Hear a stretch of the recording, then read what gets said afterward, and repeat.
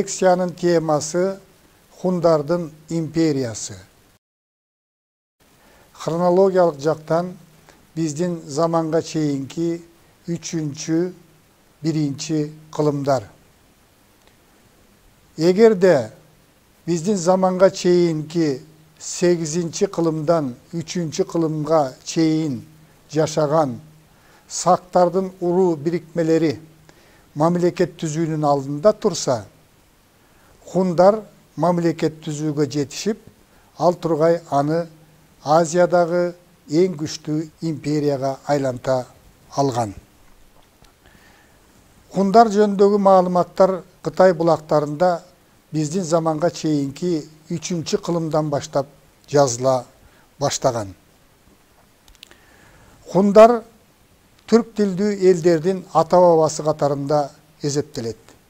Түрк тилдүү элдердин ата-бабасы болгондон кийин, албетте хундар кыргыздардын дагы ата-бабасы болгон. Кытайдын тарыхый булактары боюнча кыргыздардын биздин заманга чейинки 3 кылымдан берки тарыхы ушу хундардын мамлекети, андан кийинки империясы менен байланыштуу.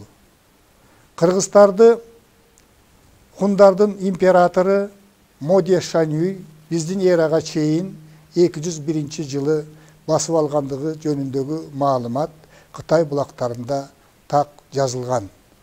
Демек кыргыздар биздин заманга чейинки 3 кылымдан баштап адегенде хун мамлекетинин, андан кийин хун империясынын тарыхында бирдикте өнүккөн.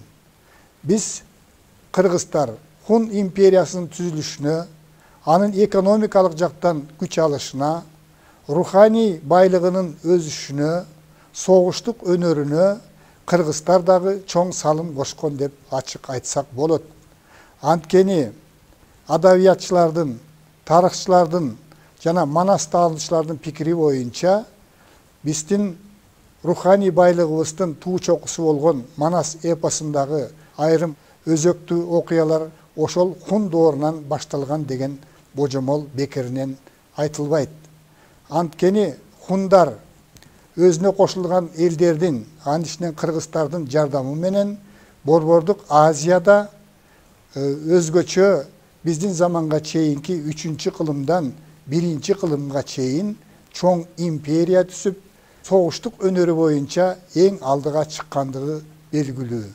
Манас дастанында айтылган элдердин, кыргыздардын ушул кытайларга жасаган жортуулдары, ошол хун доорундагы хундардын империясынын өзүнүн территориясын кеңейтүүгө кылган аракети, өзгөчө Кытайга Пекинге чейин ийгиликтүү жортуул чабуул жасагандыгы жөнүндөгү маалыматтар Манас эпосундагы окуяларды эске салат.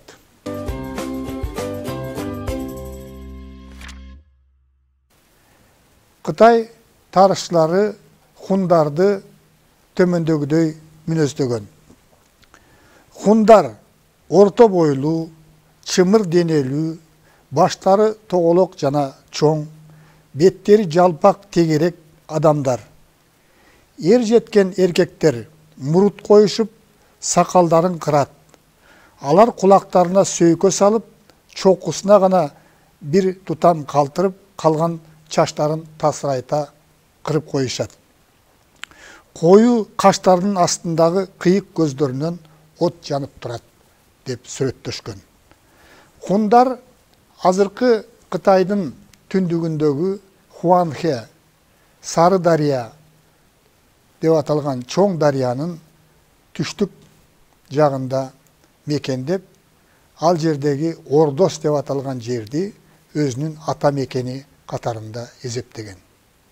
Хуанхэ дарыясынын түштүк жагы мал чарбасын жүргүзүүгө, экономиканы чыңдоого, элдин өнүгүп өсүшүнө, жашоосуна өтө ыңгайлуу жер болгон. Ошондуктан хундар бул ата мекенин көздүн карегиндей сактоого аракет кылышкан. Эгерде душман басып келсе, алардан чегинимиш болуп, ошол Кытайдын түндүгү азыркы Монгол эл республикасынын түштүк жагындагы Гоби чөлүнө чейин ээрчитип барып, алар алсыраган мезгилде жаа менен атып кыйраткан. Ушундай жоокер кыйын эл адегенде чачкын бир нече урууларга бөлүнүп жашашкан. Аларды бириктирүү үчүн Тооман, айрым булактарда Түмөн деп атылат, Шанюй башкарган. Шанюй деген титул бул теңирдин куту деп эсептелген. Анткени хундар шаман динине сыйынышкан, негизги кудай катарында теңирди эсептешкен. Ошол элди башкарган адам бул теңирдин куту, теңир жиберген кут деп эсептешип, аны Шанюй деп атаган. Айрым тарыхый булактарда Шанюй деген сөз бул айкөл дегенди түшүндүрөт деген маалымат бар. Тооман Шанюй чачкын хун урууларын бириктирген мезгилде Кытайда дагы биригүү процесси жүрөт. Анткени биздин эрага чейинки 3-чү кылымга чейин Кытайлар дагы бытыранды болгон. Тарихий маалыматтар боюнча Кытайлар дагы ошол мезгилде 7 падышачылыкка бөлүп жашаган. Мына ошого байланыштуу Кытайда дагы биригүү аракети жүрүп, натыйжада ушул Кытай биринчи жолу бирдиктүү династияга, Син династиясына бириккен. Бул династия биздин заманга чейинки 221-жылдан 207-жылга чейин жашаган. 7 падышанын күчү бириккенден кийин Кытай ушул Хуанхэ дарыясынын жээгинен хундарды сүрүп чыгууга аракет кылган. Натыйжада биздин заманга чейинки 222-жылы кытайлыктар биринчи жолу хундарды ошол өзүнүн мекени болуп эсептелген Ордостон сүрүп чыгарат. Көп узабай эле Кытайдын өзүндө дагы династияда ушул бийлик үчүн күрөш башталат. Күрөштүн жүрүшүндө Цин Шинхуанди деген адам император болот. Кытайлар ошол бийлик талашуу мезгилинде хундар өзүнүн мекени Ордосту кайрадан калыбына келтирет. Мына ушундан баштап эки мамлекеттин ортосунда тирешүү башталат. Сан жагынан алганда Кытайлар ошол мезгилде эле 60 миллионго жакындап калган, тагыраак айтканда 59,6 миллион калк жашаган Кытайда. Ал эми хундардын саны ошол мезгилде 1,5 миллионго дагы жеткен эмес болгону тарыхый маалыматтар боюнча хундардын саны ушу 300 миң адамдын тегерегинде болгон. Биздин заманга чейинки 202-жылы Любан жеңишке жетишип, Кытайда жаңы династия пайда болот. Буга чейинки түзүлгөн биринчи Син династиясынын ордуна Хан династиясы орнойт. Хан династиясы биздин заманга чейинки 202-жылдан биздин замандын 220-жылына чейин жашаган. Тактап айтканда 4 кылым жашаган династия. Ушул династиянын мезгилинде Кытай экономикалык жактан дагы, саясий жактан дагы, социалдык, маданий жактан дагы гүлдөп өнүккөн. Азыркы Кытайлар ошол мезгилдеги, ушул эки доор тогошуп аткан мезгилдеги Хан династиясын абдан урматтап, ошол Хан династиясынын мезгилиндеги өзүнүн тарыхын өздөрү даңазалашат. Азыркы Кытайлар өздөрүн ханзулар деп, ошол Хан династиясын негиздеген адамдардын тукумубуз деп сыймыктануу менен эсептешет. Мына ошондой шартта хундар өзүнүн жерин сактап калыш үчүн, өзүнүн согуштук күчүн арттыруу үчүн жанында турган күчтүү империя болгон хан династиясына каршы туруп, керек болсо үстөмдүктү колго алыш үчүн аракет баштайт. Ал үчүн буга чейин хун мамлекетин негиздеген Тоомандан же болбосо түмөндөн да күчтүүрөөк адам керек болгон. Мындай адам ошол Тоомандын улуу баласы Моде болгон. Бирок Тооман Модени мураскор кылып дайындабастан экинчи аялынан туулган эркек баланы мураскор деп жарыялайт. Модеден кутулуш үчүн ошол хундарга жакын жашап, күчтүү мамлекеттик бирикме катарында эсептелген юэжилерге тынчтык мамилени түзөбүз деген шылтоо менен Модени ак үйлүүгө ошо сый туткун катарында ошол жака жөнөтүп жиберет. Тооман уулунан Модеден кутулуш үчүн, эгерде мен кол салсам юэжилер Модени өлтүрүшү мүмкүн деген жаман ой менен капысынан юэжилерге кол салат.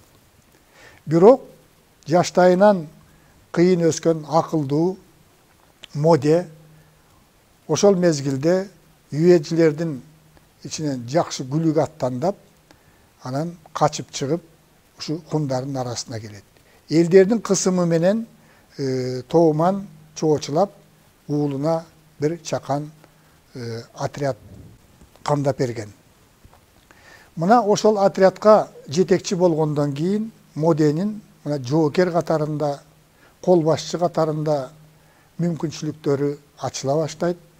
Ал өзүнүн жоокерлерин атканда ышкырык сыяктуу үн чыгарган жебе менен куралдандырат. Ошолдун өзүнүн отрядында темирдей бекем тартип орнотот. Анан өзүнүн аскерлерин өзү кайсыл тарапка, кандай жаныбарга жаа тартса, ошол тарапка ойлонбостон туруп ок атууга үйрөтөт. Моденин ушул согуштук өнөрүн арттыруудагы, бийликке умтулуудагы аракетин көрсөтүш үчүн эл арасында ошол доордон ушул күнгө чейин уламыш сакталып калган.